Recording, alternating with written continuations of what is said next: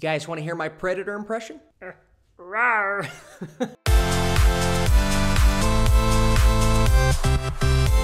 What is up, Flick fans, and welcome back to my channel. There's an NFL game on right now, and I'm addicted to fantasy football, so I'm going to get through this review as quickly as I can. No, in all seriousness, I just watched Shane Black's The Predator, a movie I was very excited for like 5 months ago. Then the marketing came out, and I'm just like, I'm very underwhelmed with these trailers. But I like the last trailer. It's Shane Black, a great ensemble cast. If you guys don't know how my reviews work, I like to talk about the good, the bad, and then give you my score. I just did my 8,000 subscribers video. A lot of questions, a lot of answers. It was really fun if you guys want to check that out. But right now, let's get into The Predator.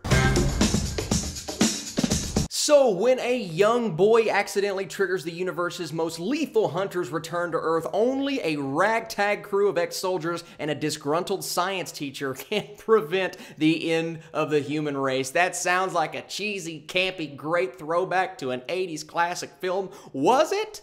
Was it? Well, we're in the good, so let's talk about the good. First off, I really like this cast. They all have charisma on screen. Even though I didn't love the writing behind their characters, I really enjoyed their on-screen presence and their dynamics, their relationships with each other. There were a few gags throughout the movie where I'm like, okay, that's funny. Keegan-Michael Key's character especially, while he was a little more useless than I wanted him to be, he was really funny. And a lot of his jokes, I'm just like, okay, while this one didn't work, this one really worked. And that's my thing about this movie. Like, I love the guy. That's what I say when I see most of these characters on screen. I love that guy. He's from Logan. I love Key from Key and Peele. And that guy, he's the director, Shane Black. Okay, he wasn't on screen, but I just love talking about Shane Black because his movies so far, while a few have been underwhelming, I really like two of them. Kiss Kiss Bang Bang and The Nice Guys. Two really good, funny movies. And the filmmaking behind those films were really well done. And The Predator, I just didn't feel like those movies. I don't know. I just had a different vibe going for it. No, but seriously, the first 10 minutes of this movie, the tone was absolutely perfect. It was enough of a romp and a throwback, but then it had that seriousness to it, and I'm like, okay, this movie could work. I really like this first scene. I like where we're going with this. I like the kills, I like the action, I like the blood, and I will say there were some interesting kills, and I will also say when it did not use CGI and it used practical effects, aka the makeup and everything that made the Predator look like the Predator, I thought the Predator looked great. Now, the way that it was walking, it got a little awkward at times, but it still had a really good look to it, and I love that they went that direction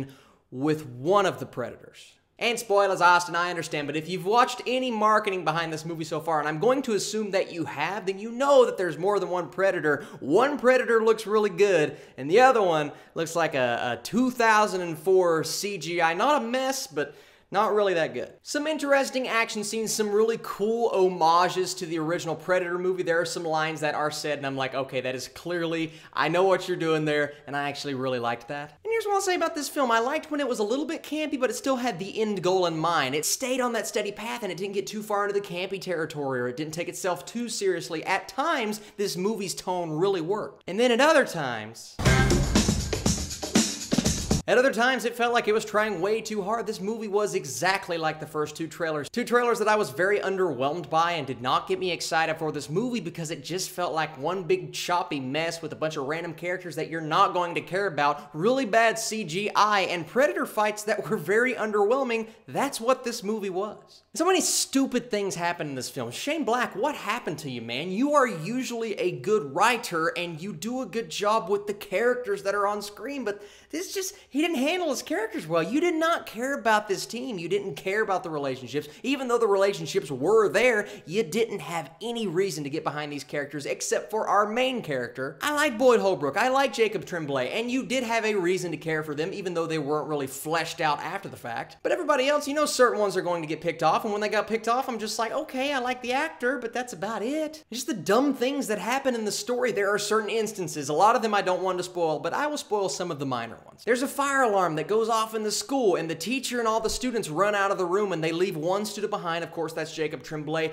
But in real life, answer me this. Is the teacher just going to run out with all the students, or is the teacher going to stand there and make sure all of the students get out of the classroom? I know that's such a stupid nitpick, but that just kept happening. Stupid and dumb instances like that. Things that are not realistic and so convenient for this plot. Olivia Munn, her character, she's a scientist, but she randomly picks up this this gun, knows exactly how to hold it, and turns into this BA character, but she had no reason to be like that. Where did that even come from? Where did she learn how to shoot a gun? Why did she get the cockiness and the guts to do this? If they gave us that, if they showed us, hey, she did this, she's done this before, she knows how to do this, then she just picks it up and she starts running around. Not good. Not a good actress. Not at all. I've never really seen her in anything that I liked her in. I've seen her in multiple things. She's never worked. This might be the worst she's ever been. When you watch this film, I want you to pay attention to her facial expressions. And I'm not trying to roast her as a person. I'm sure she's great in real life, but her as an actress, literally the whole time, here's what she was doing. When she walked into a room and saw something laying on a table, when there was explosions happening in the background, when she sees a predator for the first time, her face, it's always doing that stupid thing. It's like, why did they cast her as a scientist? There's other stupid things like the convenience of certain characters and objects showing up at the perfect time. One guy, instead of parking the car and getting out, he jumps out of a moving car, and he's just fine, by the way. Why didn't you park the car? It's just like Shane Black took all of these cliched moments, and instead of either making it a campy throwback to the 80s or something super serious, either of which I would have loved, he just made it super predictable, cliched, and not very entertaining because you're paying attention to all of the stupid things happening on screen. And Sterling K. Brown's character just pissed me off the entire movie. The guy thinks he's the coolest guy in the room. He's constantly chewing gum. First of all, that was just so annoying. It wasn't cool, it was annoying. And then there's literally a scene where he walks into a room with sunglasses on just so he can take them off, and it's nighttime.